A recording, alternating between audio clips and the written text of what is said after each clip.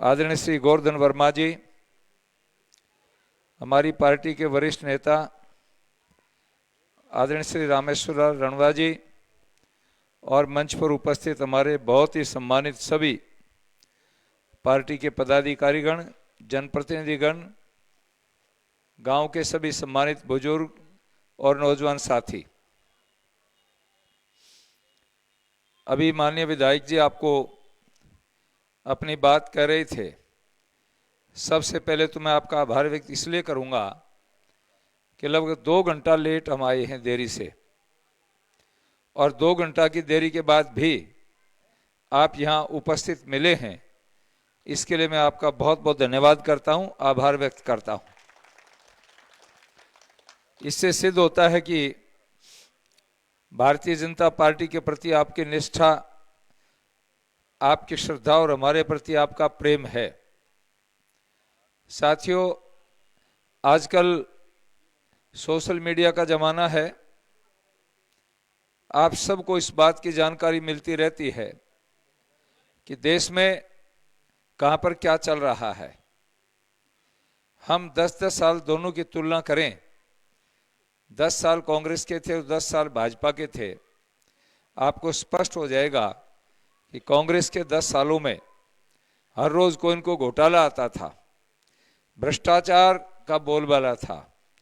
नरेंद्र मोदी के 10 साल में देश का विकास हुआ है, देश का स्वाभिमान बढ़ा है, आम गरीब आदमी को सुविधाएं मिली हैं। गरीब आदमी को कोरोना के बावजूद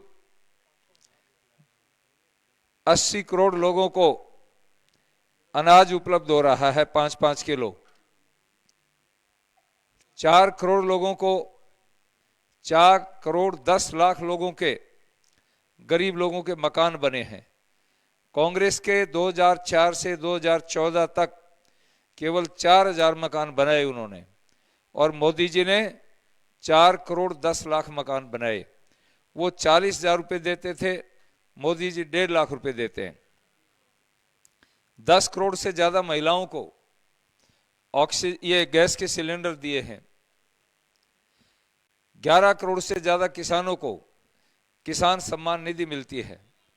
12 करोड़ से ज्यादा लोगों के शौचालय बने हैं, और लाखों घरों को, करोड़ों घरों को हमने 500-500 रुपए में बिजली के कनेक्शन दिए।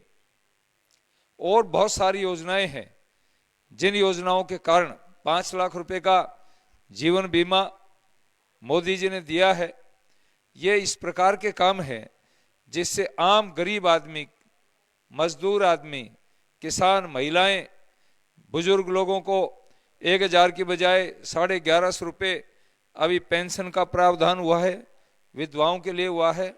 तो ये सारी ऐसी योजनाएं हैं जिनका लाभ आम आदमी को मिला है, ना जाति देख करके, ना पार्टी देख करके, ना धर्म और संप्रदाय देख करके। उनका जो विजन है, नारा है, सबका साथ, सबका विकास, सबका विश्वास, उस आधार पर ये सारी चीजें मिली है। अपने डिस्ट्रिक्ट की बात करूंगा। वैसे गोवर्धन जी ने सारी बात बता दी है। अपने डिस्ट्रिक्ट में लोकसभा क्षेत्र में 10,000 करोड़ के काम हुए हैं। कागज आपके हाथ में मैंने भेजा है। रेलवे में पहले मीटर गेज था, मीटर गेज के कारण हमारी ट्रेन जयपुर से आगे नहीं जा सकती थी। इधर चुरुल, वारू, गंगा में दिल्ली से आगे नहीं जा सकती थी। आप सीधे कहीं भी ट्रेवलिंग नहीं कर सकते थे। मीटर को हटा करके ब्रॉड गेज किया और पूरी की पूरी को इलेक्ट्रिक कर दिया है। आज इलेक्ट्रिक की दुरंतो जैसी ट्रेनें चलती हैं, जो सीकर से चल के 16 घंटे में बॉम्बे पहुंच जाती है। ऐसी ऐसी ट्रेनें आज यहां चल रही हैं। तिरुपति, शिरडी साईं और प्रयाग, रामेश्वरम, बॉम्बे, अहमदाबाद, इंदौर, भोपाल, कोटा, बीकानेर, गंगानगर, ये सब ट्रेनें चल रही हैं। और भी ट्रेनें चलेंगी। पूरे लोकसभा क्षेत्र में 20 के आसपास ओवरब्रिज बने हैं, और एक ओवरब्रिज अभी दासा की ढाणी के पास बन रहा है। एक नीम का थाना का प्रपोजल बन चुका है। एक और ब्रिज का औसत खर्चा 75 करोड़ रुपए पड़ा है। ये इतने बड़े बड़े काम हुए हैं, सैकड़ों अंडरपास बने हैं। मैं मेडिकल कॉलेज की बात आपको कर रहा था, सैनिक अकादमी, ये दोनों ही एक पहाड़ से इधर एक पहाड़ से इधर। आपके एक जीण माता रलावता में और एक इधर आपके हर्ष से निकलते ही मेडिकल कॉलेज है। तो हर्ष को तो दोनों का लाभ मिलेगा, उधर सैनिक अकादमी और इधर मेडिकल कॉलेज।